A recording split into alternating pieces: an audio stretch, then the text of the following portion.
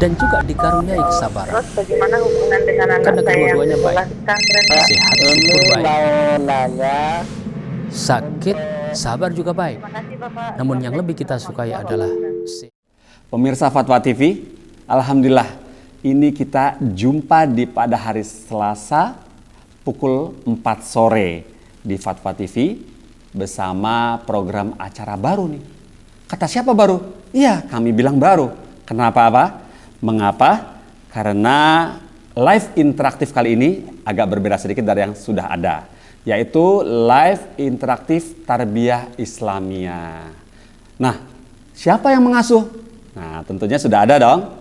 Di sini bersama Al-Ustadz Nafi Zainuddin Hafizahullah Ta'ala. Nah, untuk itu sebelumnya akan kita sapa nih Ustadznya. Tapi sebelum itu kita coba lihat ya. Acara ini juga dirilai oleh anggota radio RTVC. Apa aja radionya?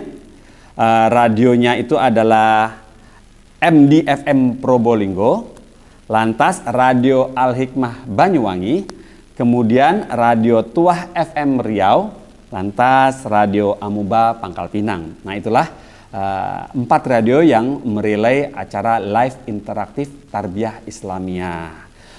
Untuk itu sebelum kita melangkah lagi, kita sapa dulu Ustadznya. Apa sih Tarbiyah Islamiyah itu? Mari kita konfirmasi ke program atau pengasuh program ini. Assalamualaikum warahmatullahi wabarakatuh. Al-Ustadz. Masya Allah. Assalamualaikum warahmatullahi wabarakatuh. Masya Allah, Alhamdulillah. Apa kabar Ustadz? Alhamdulillah. Sehat-sehat. Iya. Alhamdulillah kami di sini di studio alhamdulillah sehat. Bagaimana keadaan Bekasi itu Ustadz? Zona merah, zona hijau apa kuning misalnya sekarang? Itu bukan ahli saya, tapi kita hati-hati saja. Masya Allah. Baiklah, setuju Ustadz, kita setuju. Ustadz, ini tidak berpanjang-panjang, ini memang juga pertanyaan juga memang sudah banyak Ustadz. Mohon kami dijelaskan Ustadz, ini di studio, pemirsa di rumah juga pendengar radio dijelaskan. Apa sih pengertian Tarbiyah Islamiyah itu Ustadz? Monggo Ustadz waktunya. Barakallahu fiik. Alhamdulillahi rabbil alamin. Wassalatu wassalamu ala afdhalil anbiya'i wal mursalin Muhammad ibn Abdullah al-Amin wa ala alihi wa ashabihi ajma'in wa azwajihi ummahati al-mu'minin wa man tabi'ahum bi ihsanin ila yaumiddin. Pemirsa, azani Allah wa iyyakum. Alhamdulillah kita bersyukur kepada Allah Subhanahu wa taala di masa-masa yang kita sedang mendapatkan ujian berupa wabah yang menimpa hampir seluruh tempat atau kebanyakan tempat. Allah Subhanahu wa taala masih memberikan kesehatan dan semoga Allah Subhanahu wa taala berikan kesembuhan kepada ikhwah, saudara-saudara kita kaum muslimin, kaum muslimat yang dalam keadaan sakit.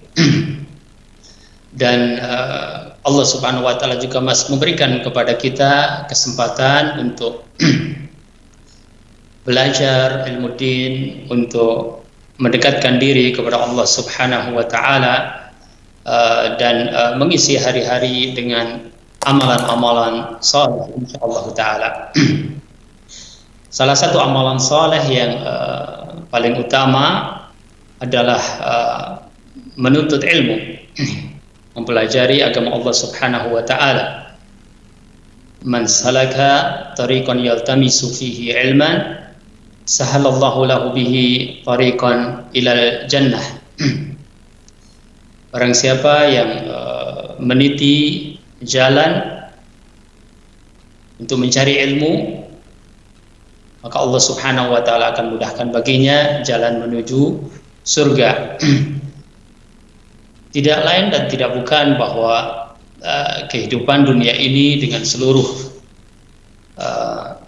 lika-likunya, kadang mudah, kadang membutuhkan kesabaran, dan seterusnya adalah dalam rangka kita kembali kepada Allah Subhanahu wa taala dan berharap akan rahmatnya berupa surganya kelak. Pemirsa, tarbiyah Islamiyah. Kita tahu bahwasanya dua kata ini adalah kata yang sudah begitu akrab insyaallah di telinga kita kaum muslimin.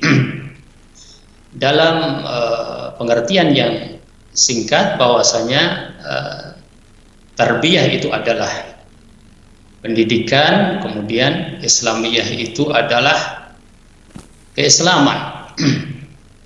Meskipun kalau kita dalami bahwa kata pendidikan itu belum tentu mewakili seluruh makna dari tarbiyah, karena di dalam bahasa Arab ada istilah ta'lim, ada istilah tarbiyah, ya. Dan Allah Subhanahu wa taala adalah zat yang darinya berasal pertama kali tentang tarbiyah, ya. Maka Allah Subhanahu wa taala adalah Rabb, ya, Rabbul Alamin, ya. Namun secara bebas kita mengartikan bahwa tarbiyah adalah pendidikan. Islamiyah yang berkaitan dengan keislaman. Kenapa ada tarbiyah Islamiyah? Ya, karena Rasul Shallallahu Alaihi Wasallam tidak lain diutus oleh Allah Subhanahu Wa Taala adalah untuk keperluan ini, ya. Untuk memberikan ta'lim, ya, untuk memberikan tarbiyah, untuk memberikan tazkiyah, ya, memberikan pengajaran yang dengan pengajaran atau pendidikan itu maka bersih, lurus dan sesuai dengan kehendak Allah Subhanahu wa taala, ya. Rasul Shallallahu Alaihi Wasallam diutus sebagai seorang muallim, ya, yang memberikan ta'lim, pengajaran.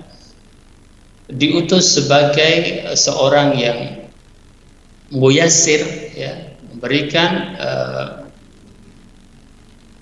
kemudahan-kemudahan, ya. Tidak lain adalah untuk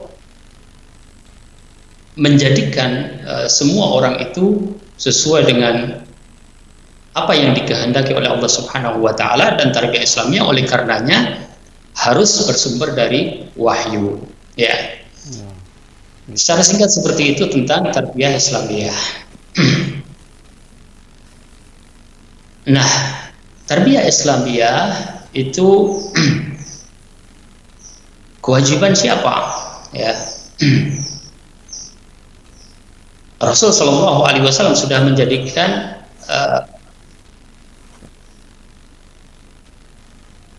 risalah yang dibawanya tersampaikan, ya.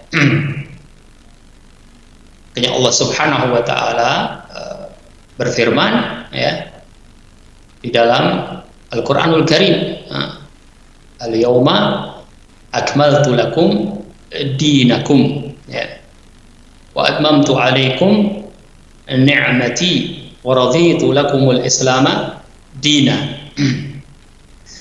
Di Haji Wada beliau Shallallahu Alaihi Wasallam di hadapan para sahabat, ya, telah mempersaksikan, ya, bahwasanya beliau telah menyampaikan seluruh apa yang dibebankan oleh Allah Subhanahu wa taala, ya, dan mereka semuanya menjadi saksi bagi apa yang telah dilakukan oleh Rasul Shallallahu Alaihi Wasallam, ya. Tidak satu pun di antara perkara-perkara di dalam agama Allah Subhanahu wa taala melainkan sudah disampaikan, ya. Tidak ada kebaikan, ya, yang perlu untuk diajarkan kecuali sudah disampaikan oleh beliau.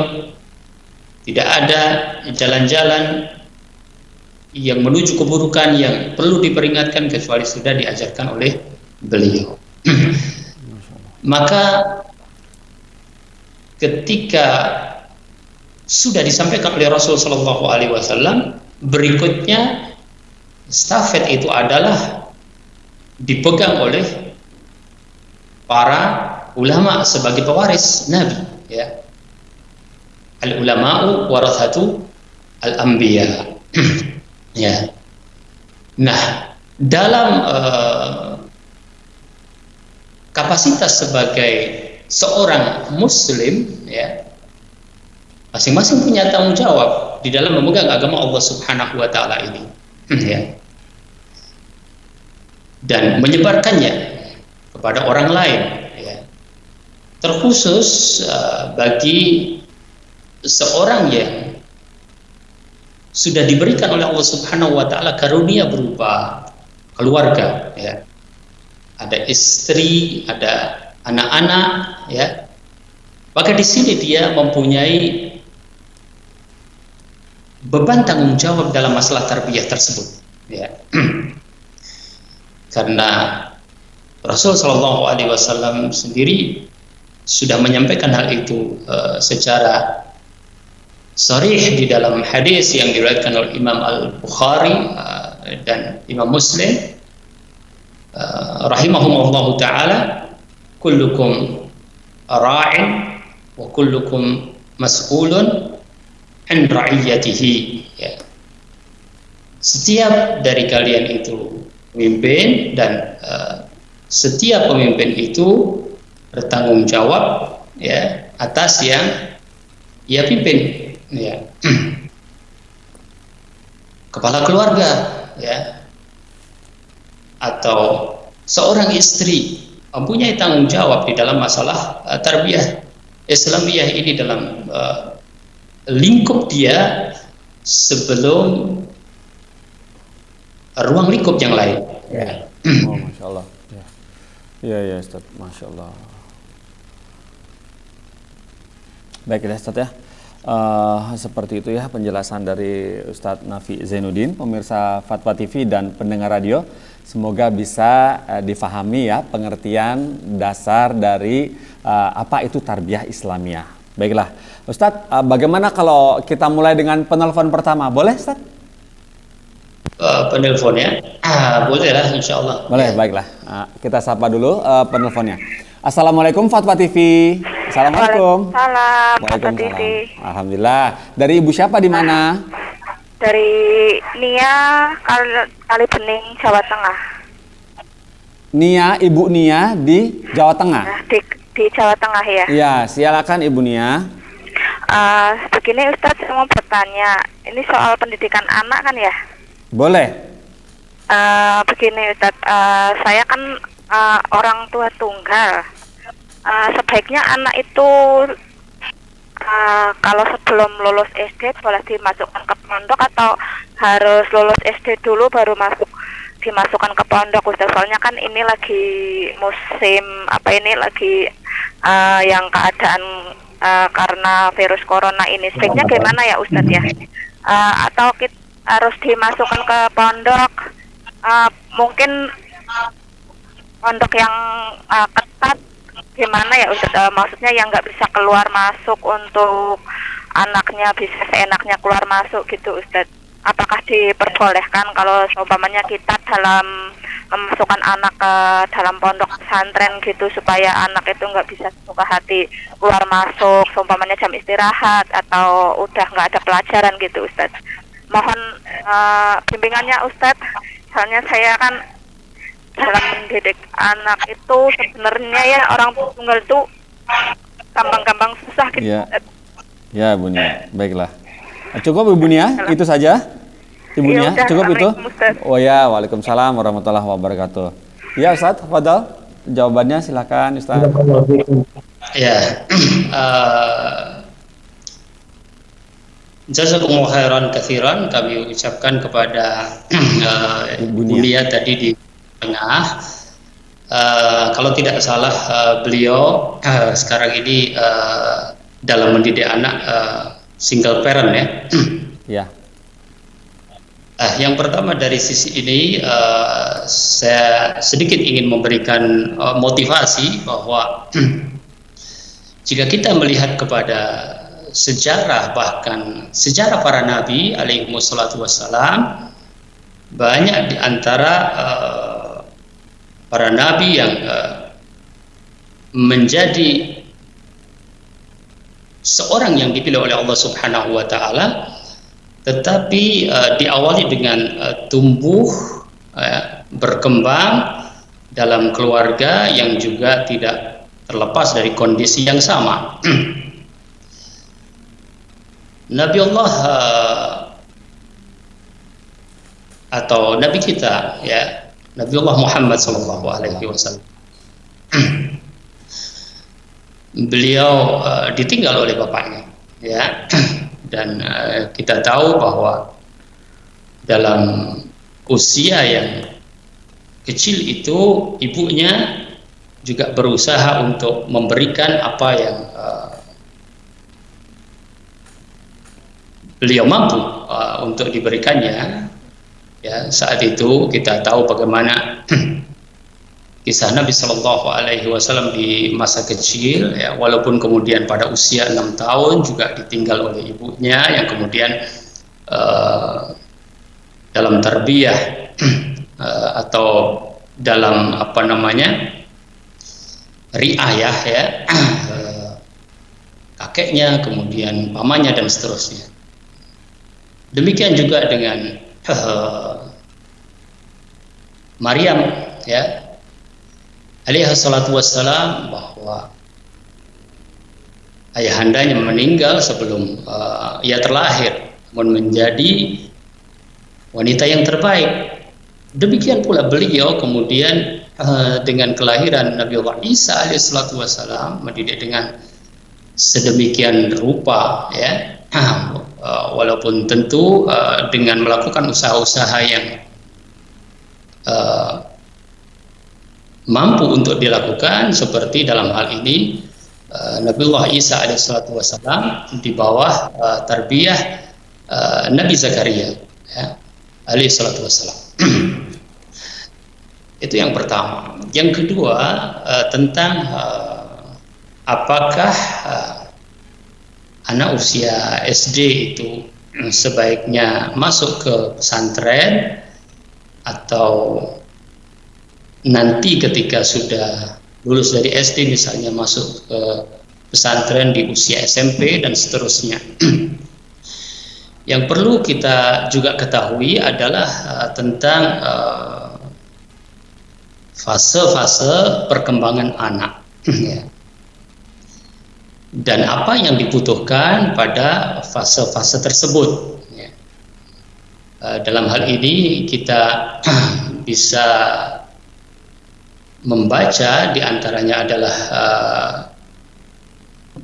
buku psikologi pertumbuhan anak, ya, dan ada satu riwayat atau bukan hadis, akan tapi sampai kalau tidak salah kepada Sufyan bin Uyainah, ya, rahimahullahu taala, dan juga disebutkan oleh Al-Mawardi dengan lafaz yang sedikit berbeda namun maknanya kurang lebih sama.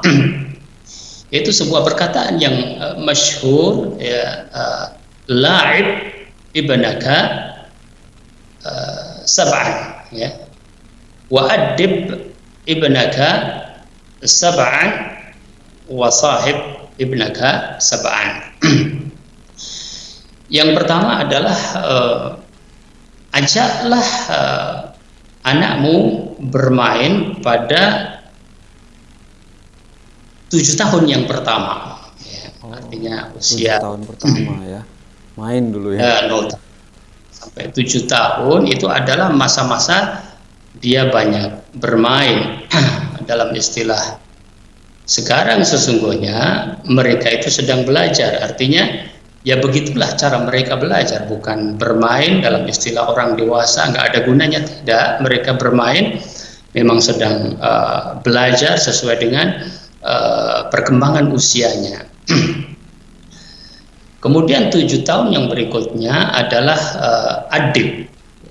Ajarkanlah perkara-perkara yang berkaitan dengan adab, kebiasaan, ya. Makanya kita juga dapatkan di dalam hadis Nabi Shallallahu Alaihi Wasallam perintah untuk membiasakan sholat itu pada usia 7 tahun, ya. Bahwa muru auladakum bis sholati wa hum abna'u sab'a sinin, ya. Atau kama qala sallallahu alaihi wasallam. Perintahkanlah anak-anakmu untuk melakukan sholat di saat usia mereka itu 7 tahun, ya. Di situ berbagai adab diajarkan, ya. Adab terhadap orang tua, ya. Meskipun pada usia ini atau usia anak-anak itu lebih banyak mereka masih melihat, ya, kemudian mendengar, kemudian mengikuti, ya, mengajarkan materi adab pada anak usia ini tentu tidak seperti mengajarkan materi adab pada usia remaja mungkin, ya. Pada usia tersebut masih dominan untuk dia melihat qudwah, ya, contoh, kemudian dia menirukan, ya. Sampai nanti sudah mendekati balik atau usia balik, karena 7 tahun yang kedua itu berarti kan kurang lebih sudah 14 tahun apabila melewati 7 tahun yang pertama. Berikutnya nanti 7 tahun yang berikutnya berarti tahapan yang ketiga, yaitu sahib, ya. Di situ dia sudah mungkin balik, ya, pikirannya sudah mulai matang, ya, sudah diajak untuk berbicara, untuk maksudnya berdiskusi, ya, menalar sedikit, ya, sesuai dengan kapasitas usianya dan seterusnya. Jika kita mengambil ibrah dari apa yang disampaikan oleh beliau rahimahullahu ta'ala, maka usia-usia SD, artinya dia masuk usia SD, itu adalah ranah untuk pemberian hal-hal yang sifatnya masih banyak juga seperti bermain, ya, seperti bermain, sehingga para ulama pun di dalam masalah ini membedakan kadang-kadang beberapa hukum yang diperbolehkan buat anak kecil, walaupun buat orang yang sudah balik tidak diperbolehkan. Nah, apakah kebutuhan-kebutuhan yang seperti ini didapatkan kira-kira, ya, di sekolah atau di pesantren, atau dia lebih bisa mendapatkannya di rumah, ya? Karena kebersamaan terhadap orang tua masih sangat dibutuhkan, ya. Pelukan orang tua, ya, kasih sayang orang tua, ya, masih dibutuhkan. Sehingga sekolah yang dekat, yang orang tuanya masih memungkinkan untuk banyak interaksi, ya, wallahu ta'ala alam, untuk anak usia SD itu lebih tepat, wallahu ta'ala a'lam. Masya Allah Ustaz, Masya Allah, Alhamdulillah. Ya, tadi ilmunya semoga bisa dipahami, ya, apa yang sudah disampaikan oleh Ustadz Nafi Zainuddin, ya. Seperti itu tips and triksnya. Nah, berikut ini sudah ada penelpon baru, Ustadz. Boleh kita sapa, ya, Ustadz, ya. Assalamualaikum Fatwa TV. Waalaikumsalam warahmatullahi wabarakatuh. Ya, waalaikumsalam. Silakan, dari siapa, di mana? Dari Ummu Saidati di Bogor. Ya, silakan Ummu Saidati. Assalamualaikum Ustaz. Assalamualaikum warahmatullahi wabarakatuh. Iya, begini mau saya tanya, kan ini anak SMP, kemudian ada adik-adiknya yang usia TK dan satu yang belum sekolah. Nah, kemudian di masa pandemi ini kan lagi libur yang SMP ini kan, kemudian di rumah karena biasa di asrama, dan di rumah ini dengan adik-adiknya beda pendidikannya, Ustadz. Maksudnya kan yang usia SMP kan udah usia remaja kan, Ustadz ya. Nah, bercampur dengan adik yang masih TK dan masih kecil-kecil.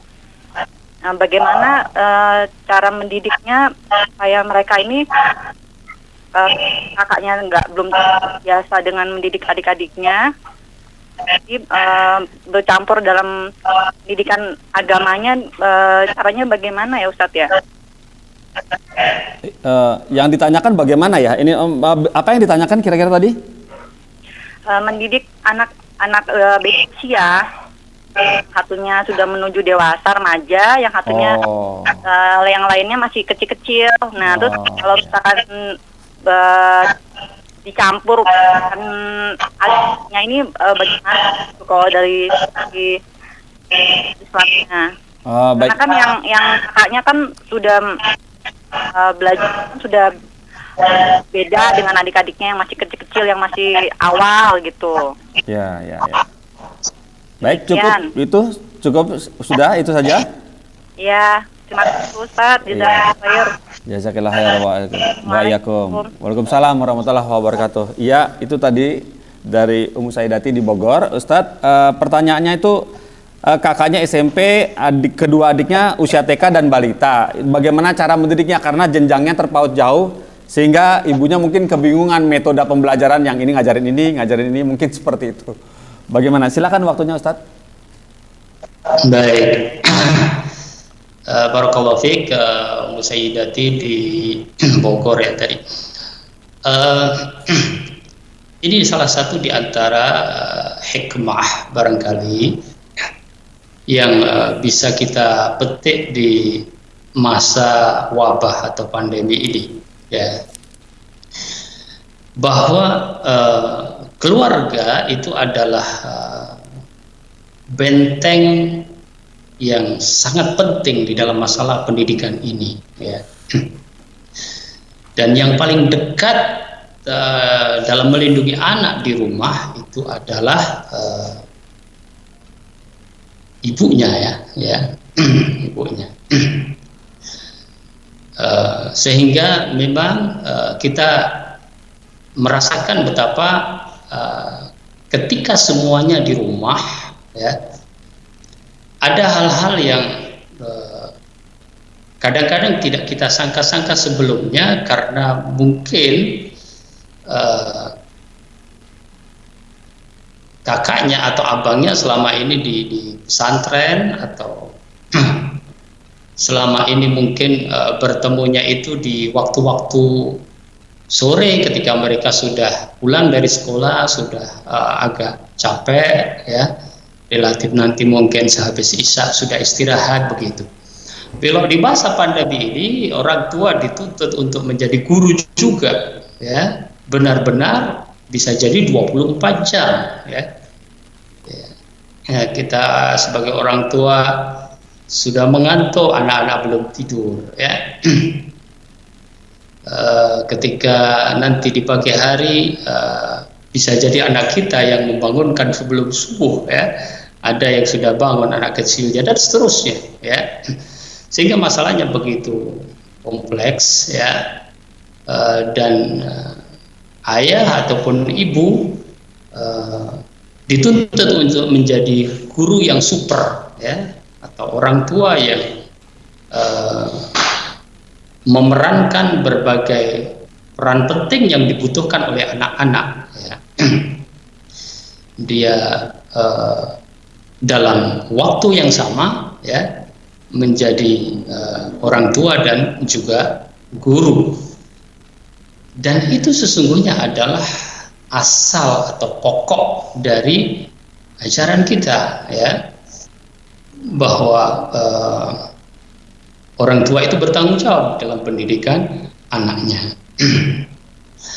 Baik, mungkin kita sedikit menyinggung tentang perbedaan usia ini, ya. Di antara masalah yang nampaknya seringkali timbul ya untuk anak-anak yang usianya berbeda itu adalah pertama masalah pergaulan. Ya. Artinya pergaulan antar mereka sendiri, begitu ya. Sebagai contoh, anak usia misalnya 1 tahun, ya, atau 1,5 tahun, ya, dia cenderung untuk memegang segala sesuatu, misalnya, ya. Dalam persepsi abangnya, dia sedang mengganggu, ya. Sementara sesungguhnya dia sedang belajar berjalan, dia sedang belajar berbicara, ya. Dia sedang belajar memegang, melatih sensor-sensor yang ada di dalam fisiknya dan seterusnya, ya. Iya. Kemudian di dalam persepsi abangnya yang lain, misalnya dia membuat suasana rumah berantakan kayak kapal pecah dan seterusnya. Iya, betul Ustaz. Ya. Nah, itu adalah di antara yang terjadi dalam masalah pergaulan. Dalam hal ini orang tua perlu memberikan pengertian kepada seluruh anak-anaknya, ya, dan berusaha untuk selalu hadir mengawal, ya. Ada di lokasi, ya, ada di TKP. Kadang-kadang mungkin kita di satu ruangan, mereka berada di ruangan yang lain, ya.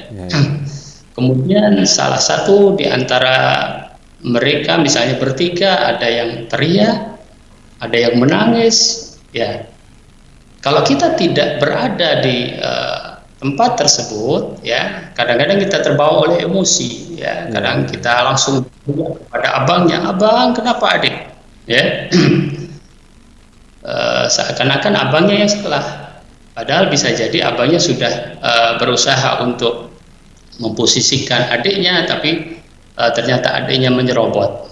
Di situ kehadiran seorang ibu atau seorang ayah bersama mereka sangat dibutuhkan, ya, bahwa misalnya adiknya merebut barang mainan abangnya,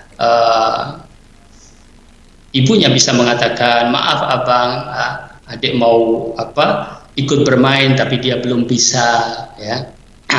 Penjelasan-penjelasan yang seperti ini diperlukan sehingga mereka faham, ya, bahwa sesungguhnya semuanya sedang belajar.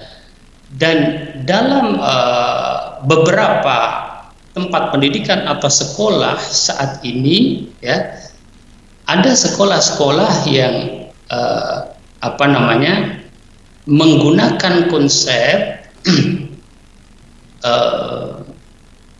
dibuka ruangan itu dan memungkinkan pertemuan antara mereka yang di level SD dengan mereka yang di level SMP atau bahkan dengan yang di level PAUD, ya. Tujuannya apa? Tujuannya adalah agar memberikan persepsi kepada mereka bahwa kenyataan di luar itu seperti itu, kita selalu hidup bersama-sama, ya. Tidak ada di rumah itu misalnya ruangan khusus anak yang 2 tahun ke bawah, maksudnya dalam pergaulan, ya. Yeah. Kecuali dalam adab-adab tertentu, nanti saya mau singgung, ya. Atau ruangan khusus buat abangnya yang sudah SMP, ya tidak, ruang makan yang sama, ya, dapur yang sama, kemudian kamar mandi yang sama, semuanya itu adalah ruangan bersama, ya. Yeah. Maka sekolah yang menggunakan konsep itu maksudnya ingin memberikan pengertian bahwa apa yang terjadi di sekolah sama dengan apa yang terjadi di rumah, bahwa apa yang terjadi di rumah juga yang terjadi di luar, ya, yang terjadi di, misalnya dia sedang pergi ke pasar, artinya bertemu dengan berbagai unsur, berbagai usia, cuma sama-sama mengetahui bagaimana menyikapi dan bagaimana menjadi pembelajar bersama. Kadang-kadang bahkan kita bisa melibatkan anak yang usianya besar, ya, untuk membimbing adik-adiknya, ya. Kadang-kadang kita ngajarkan misalnya kepada abangnya yang paling besar untuk beres-beres tentang misalnya mainan, ya, sudah diberesi, ya, ternyata adiknya yang paling kecil datang, ya, kemudian diberantakin sama dia, hancur. Tentu ini memicu emosi ya buat abangnya, ya. Tapi apabila si ibu hadir di situ atau ayah hadir, maka ibunya yang mewakili adiknya yang paling kecil, maaf ya abang, adik menumpahkan, kemudian dicontohkan mengambil barang itu dimasukkan ke dalam box misalnya, maka si adik lama-lama akan mengikuti. Ada masanya dia mengeluarkan barang dari box, ya, ada masanya dia memasukkan barang ke dalam box, ya. Dengan seperti itu, maka kita mengikut sertakan semua elemen dan memahamkan, ya, memahamkan sesungguhnya kepada seluruh yang terlibat, semuanya sedang belajar, ya. Akan tetapi perlakuan terhadap masing-masing itu berbeda. Iya, betul. Ada satu pertanyaan kepada ulama, ya. Ada pertanyaan kepada ulama mengatakan, sampai kapan tanggung jawab saya mendidik anak saya? Kalau dia udah besar, udah balik, ya, apa masih, ya? Ulama tersebut menjawab bahwa sesungguhnya tanggung jawab itu nggak selesai, karena tarbiyah, pendidikan itu dasarnya adalah an-nushu wal irsyad, ya, nasihat dan arahan-arahan, ya. Tidak selesai terus, ya, meskipun anak itu sudah menjadi orang tua, ya, tapi orang tuanya sendiri masih bisa mengarahkan desanya, maka tidak putus, ya. Kemudian ulama itu mengatakan hanya perlakuannya berbeda, ya. Sama-sama mengajarkan sholat, misalnya mengajarkan agama, ya, mengajarkan pengajaran sholat.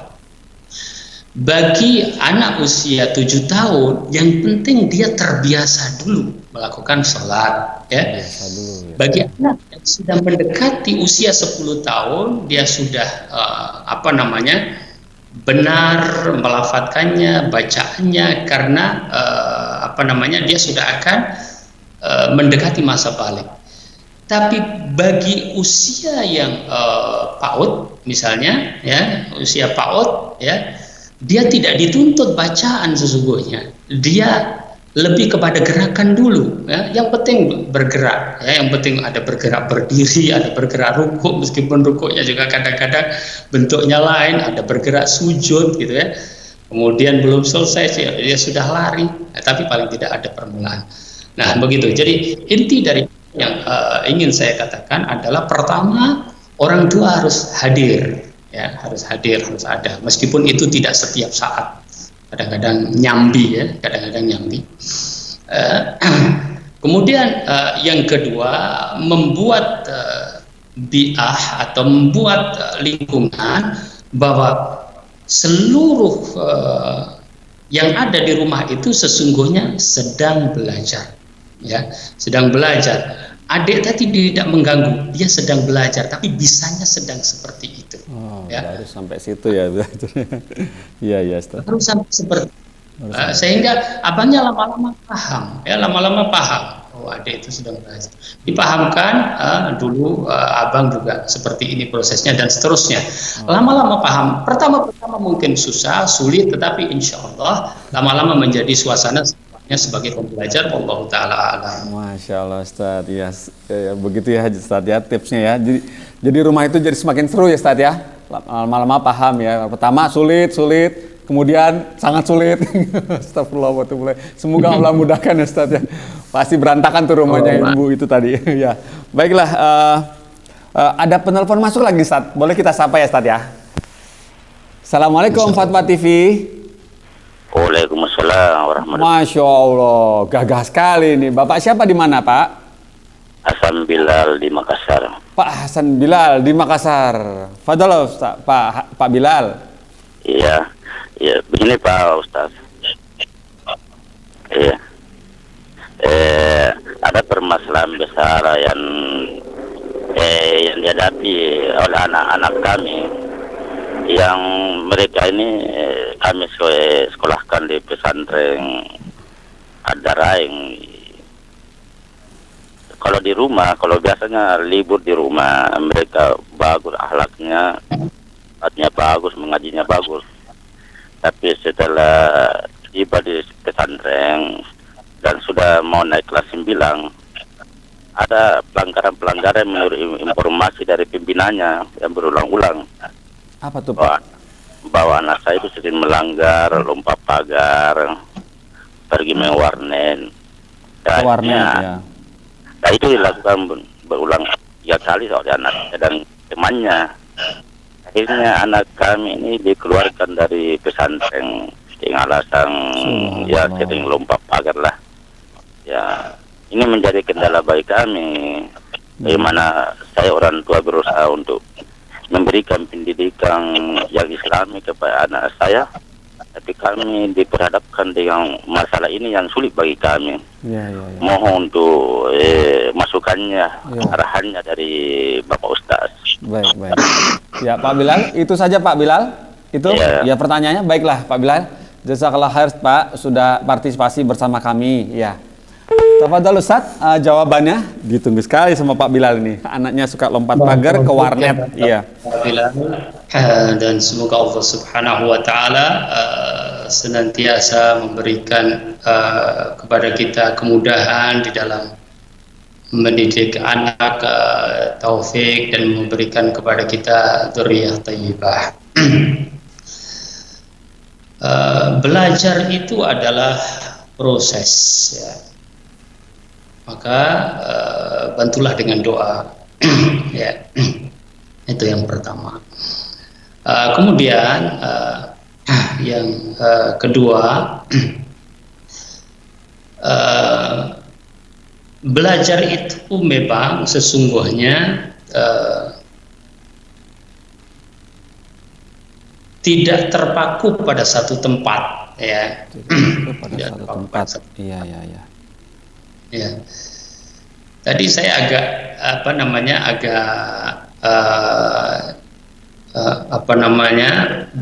menyangka yang ternyata keliru. Biasanya seorang bapak atau orang tua mengeluhkan ya, kalau awal-awal pulang dari pesantren kelihatan rajin ya, kelihatan bagus gitu ya. Kemudian nanti sudah lama-lama mulai malas dan sebagainya. Itu biasanya yang dikeluhkan. Iya, begitu betul. Ya, tapi ini agak sebaliknya ya, bahwa jika di rumah dia, masya Allah bagus kan, ya, kelihatannya seperti itu. Tapi ketika di pesantren banyak pelanggaran-pelanggaran. Kenapa ini? Ada beberapa kemungkinan, meskipun ini hanya kemungkinan, nanti Bapak mempunyai kewajiban untuk mempelajari anak kita sayangi dan lika-likunya macam-macam ya. Yang paling penting sebelumnya saya takut lupa adalah tadi saya mengingatkan Pak, seperti yang saya ungkapkan pada penanya pertama tadi, wasahib ibnaka sab'an, dan ajaklah dia menjadi partnermu ya, ketika sudah pada usia yang berarti 20 dan sebagainya. Tetapi juga tidak bisa itu begitu saja ya. Ada tipe anak-anak yang di hadapan orang tuanya takut luar biasa, ya. Tetapi ketika di luar kontrol orang tua, dia ternyata masih terbawa oleh keinginan-keinginannya yang dalam pandangan kita sangat bertentangan, misalnya dengan kebiasaan baik atau bahkan syariat. Ya, ada sebuah pengalaman orang tua di luar negeri bahkan, ya, dan memesantrenkan anaknya di negara kita. Ya, dia mengatakan bahwa anak ini di rumah sangat tertib, dengan saya ke masjid di rumah demikian dan demikian dan seterusnya, ya. Walhasil baik, ya. Begitu di pesantren ternyata dia banyak melakukan pelanggaran-pelanggaran seperti tadi, ya, semacam lompat pagar, kemudian ke warnet dan sebagainya, ya. Ya, karena ternyata di antara sebabnya adalah selama ini dia hanya takut kepada orang tuanya. Ya, artinya ada sebuah kedisiplinan yang dilakukan, tetapi motivasi terbesarnya adalah rasa takut. Ya, kan sama-sama disiplin itu kalau beda motivasinya, ya, bisa jadi nanti pada masa-masa tertentu akan kelihatan beda juga, ya. Ada orang disiplin, motivasinya memang dia sadar akan pentingnya kedisiplinan tersebut, ya, dia membutuhkan, ya, dan dia lakukan itu dengan ringan, ya, bahkan dia suka melakukannya, gitu, ya. Ada juga orang disiplin, ya, tetapi dia melakukannya hanya karena takut, ya.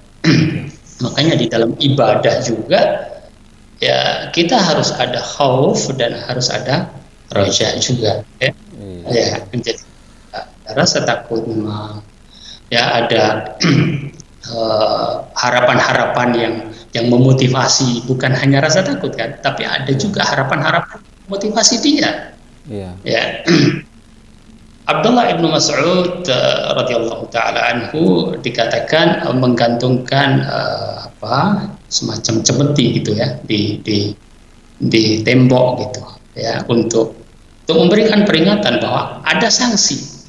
Tetapi itu bukan satu-satunya pendekatan, ya, di dalam masalah pendidikan, atau bukan pendekatan yang dominan, ya, bukan pendekatan yang dominan, ya, apalagi usia anak-anak, ya. Nah, bisa jadi ada faktor seperti itu, ya. Bisa jadi bahwa ada tantangan-tantangan yang berbeda di lingkungannya, ya. Bahwa di rumah, ya, tidak ada tantangan-tantangan dia, ya, misalnya di rumahnya dia serba, ya hanya ada, ya, sunnah, artinya lingkungan yang baik, katakanlah gitu, lingkungan yang baik. Ya, kita mungkin nggak jauh beda antara bulan Ramadan dengan bulan setelah Ramadan, ya. Di bulan Ramadan semua terkondisikan, ya, karena orang-orang cenderung berbuat baik, maka lebih mudah orang untuk berbuat baik, ya, lebih mudah orang untuk berbuat baik, ya. Demikian juga di rumah dia mudah untuk berbuat baik karena terkondisikan dan tidak ada godaan-godaan atau tantangan-tantangan, saya katakan begitu. Tapi begitu di pesantren misalnya, kan kita tidak tahu model pesantrennya, tapi kita bicara secara umum saja, ya. Ketika di pesantren ternyata ada teman-teman yang juga melakukan pelanggaran yang sama, cerita kepada dia, ya, kemudian ada keinginan dari dia dan seterusnya, ya. Atau ada sesungguhnya keinginan yang terpendam, gitu, ya. ya, atau sesungguhnya ada masalah dia di pesantrennya sehingga dia tidak kerasan. Ada juga kadang-kadang seperti itu, sengaja berbuat sesuatu untuk kemudian banyak pelanggaran, udah pindah aja. Bisa juga faktor-faktor macam-macam.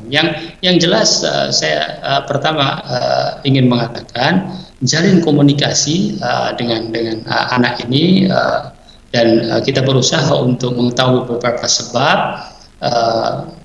Banyak keinginan-keinginan yang harus kita arahkan, ya, yang harus kita tarik ulur, dan jangan sampai dia merasa tertekan, karena kalau merasa tertekan itu kadang-kadang membuat seseorang berbeda sikap di satu tempat dengan tempat yang lain. Tetapi kita tetap optimis bahwa itu adalah proses di antara proses-proses, ya.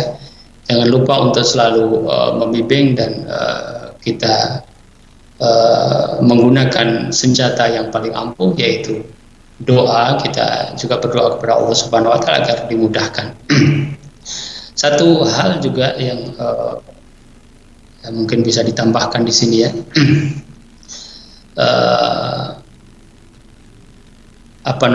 Satu riwayat dinisbatkan kepada Imam Syafi'i, cerita tentang seorang nabi, bahwa dia mengatakan, ya Allah, jadi jagalah anakku sebagaimana engkau menjagaku. Ya, kemudian diminta kepada nabi ini untuk, ya,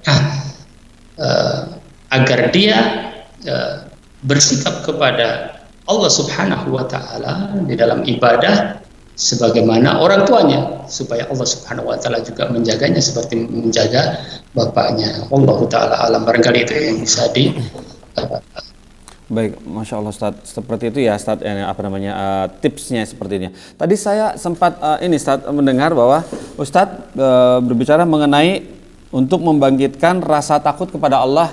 Tadi hanya takut kepada orang tuanya, ya. Itu kira-kira bagaimana Ustaz, ya? Kita alhamdulillah masih ada waktu sekitar 7 menit nih. Kira-kira bagaimana Ustaz untuk bisa membangkitkan di anak usia sekitar SMP atau SD gitu, bahwa Allah itu ada di depan matanya, dia takut gitu. Gimana caranya Ustaz? Kasih kalimat apa Ustaz? Apa dibacakan kisah-kisah atau bagaimana gitu? Kita belum tahu ini tipsnya. Mungkin insya Allah pendengar dan pemirsa FatV juga ingin tahu, insya Allah. Monggo Ustaz. Iya. Kalau pada anak-anak usia kecil, itu mereka memang masih susah untuk hal-hal yang abstrak. Oh, iya. Susah. Kita ajak misalnya berbicara tentang surga, ya, berbicara tentang neraka, ya. Dia mengikuti pembicaraan kita, tetapi sesungguhnya akal pikirannya belum sampai. Oh iya. Dia ada sesuatu yang real, ya, sesuatu yang lawannya abstrak itu, ya, yang nyata, ya, yang dia bisa nampak gitu, ya, bisa nampak. Nah, oleh karenanya seperti tadi dikatakan bahwa yang pertama, ya, adalah dia melihat, dia meniru, dia mendengar, ya, dia ikut bersama kita, sehingga kan hal-hal yang positif, ya, apabila dia lihat, dia tanpa misalnya kita menyuruh dia untuk sholat, ya, tanpa kita menyuruh dia untuk sholat, ketika dia melihat umminya sholat, ya, dia ikut, ya, ikut umminya sholat, ya. Iya, betul. Itu pembiasaannya, ya. Tetapi untuk kemudian harus berkata jujur misalnya, ya, harus berkata jujur. Bagaimana membiasakan kejujuran? Ya, tidak mungkin pada usia kecil kita mengatakan misalnya kamu harus jujur, kalau jujur itu surga misalnya, kita langsung begitu, dia mungkin mengatakan nanti menirukan bahwasanya dia mengatakan juga kepada yang lain, kamu harus jujur itu surga. Secara lafaz benar dan masya Allah kita mendengar seperti itu. Tapi alam pikirannya belum sampai ke sana, ya belum sampai. Yang lebih kita ajarkan adalah bagaimana dia selalu melakukan sesuatu berdasarkan fakta. Kalau ini masalah kejujuran, ya. Kalau ini adalah masalah kejujuran. Kadang-kadang kita mengatakan dengan bohong, bohong itu dosa.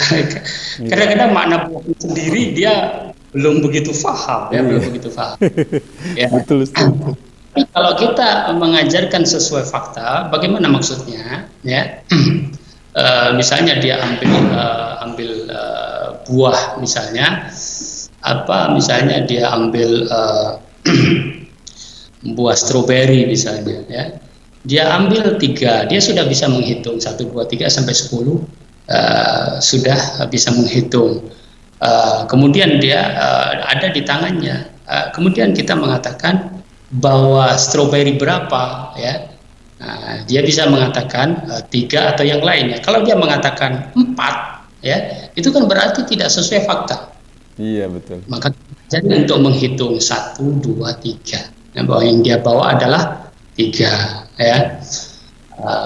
Demikian juga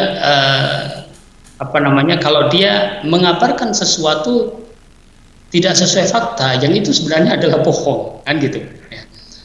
Kita biasakan dulu untuk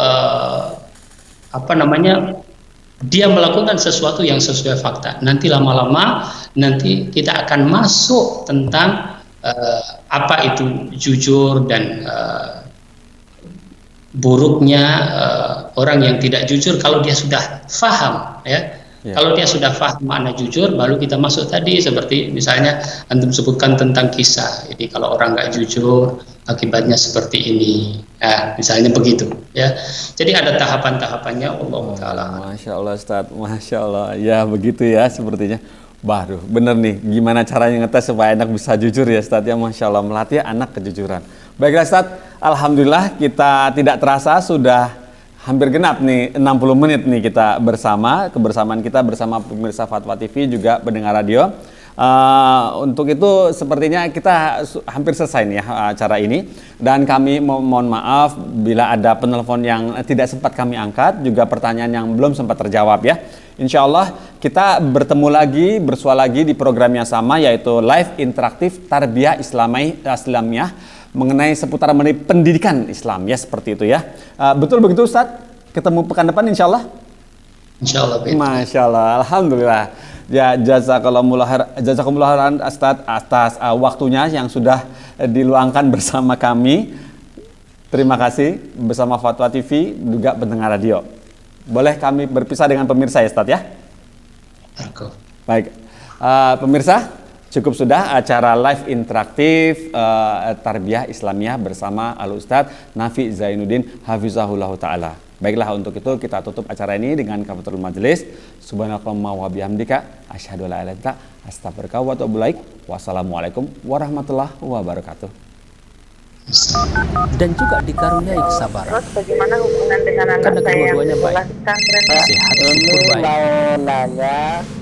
Sakit, sabar juga baik. Terima kasih Bapak. Namun yang lebih kita sukai adalah sehat dan